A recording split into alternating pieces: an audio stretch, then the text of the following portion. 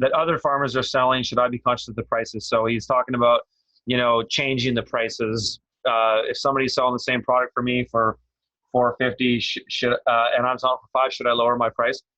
It's a good question fundamentally, but I would say no. In my experience, I found it best to not do that because it seems inconsistent, and you should be building a customer base on your brand at the farm and your overall thing, not just an individual product.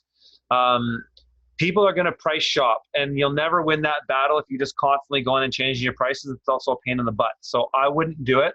I would encourage you to stay true to your price and just stick to that, because it's a lot of work to go back and forth and constantly change it, and I think it devalues you. So I wouldn't do that.